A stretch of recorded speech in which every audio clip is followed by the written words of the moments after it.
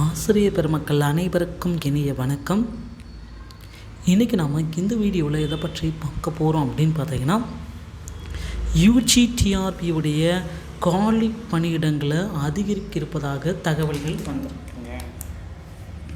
சரி, யூஜிடிஆர்பியுடைய வேக்கன்சிஸ் எந்த அளவுக்கு அதிகரிக்கிறார்கள்?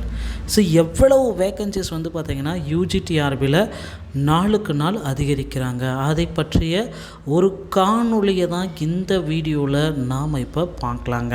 ஸோ இந்த யூஜிடிஆர்பியோடைய வேக்கன்சிஸ் பார்த்திங்கன்னா நமக்கு ஒரு 10,000க்கும் மேற்பட்ட வேக்கன்சிஸ் அப்படின்ட்டு பிரபலமாக எல்லாருமே சொல்லிகிட்ருக்காங்க. நிறைய பேர் பார்த்திங்கன்னா அதிகரிக்க என்ன செய்யலாம், எப்படியெல்லாம் அதிகரிக்கலாம் அப்படின்றது எல்லாமே கேட்டுட்ருக்காங்க. ஆனால் ஒரு சிலர் பார்த்திங்கன்னா ஹெல்ப்லைனுக்கு கேளுங்க, யூஜிடிஆர்பியோடைய வேக்கன்சிஸ் இன்க்ரீஸ் பண்ணுவாங்க, அதே மாதிரி பிஆர்டியோடைய வேக்கன்சிஸும் நமக்கு அதிகரிக்க கொடுப்பாங்க அப்படின்ட்டு நிறைய நபர்கள் கேட்டுகிட்டே இருக்காங்க. ஸோ டிஆர்பியில் இந்த தகவல்கள் எல்லாமே அதிர்ச்சியை தரக்கூடிய தகவலாக நாளுக்கு நாள் வந்துட்டுருக்குங்க. ஸோ 10,000 காலி பணியிடங்களை யூஜிடிஆர்பியில் கொண்டு வரதா தகவல் சொல்லியிருக்காங்க. யூஜிடிஆர்பியோடைய ரிசல்ட் பார்த்திங்கன்னா இன்று இல்லைனா நாளை நமக்கு கிடைக்குங்க.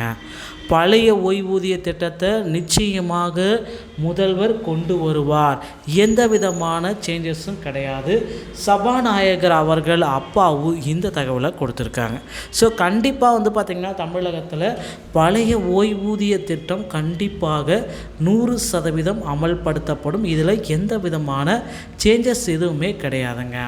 பொறுத்து நம்ம பார்க்கலாம். அடுத்தடுத்து பார்த்திங்கன்னா ஆசிரியர் பெருமக்களுக்கு மகிழ்ச்சியான செய்திகள் காத்துக்கிட்டு இருக்கு. 400 ஆசிரியர்களுக்கும் பணி நியமனத்தில் ஒரு இறுதியான தீர்ப்பு விரைவில் வழங்கியிருக்காங்க. ஸோ மக்களை டிஆர்பி மற்றும் பள்ளி கல்வித்துறையில் இந்த தகவல்கள் உங்களுக்கு போதுமானதாக இருந்தால் நம்ம சேனலோடு இணைந்திருங்கள். அடுத்த வீடியோவில் இன்னொரு செய்தியோடைய உங்களை சந்திக்கிறேன். நன்றி, வணக்கம், தேங்க்யூ.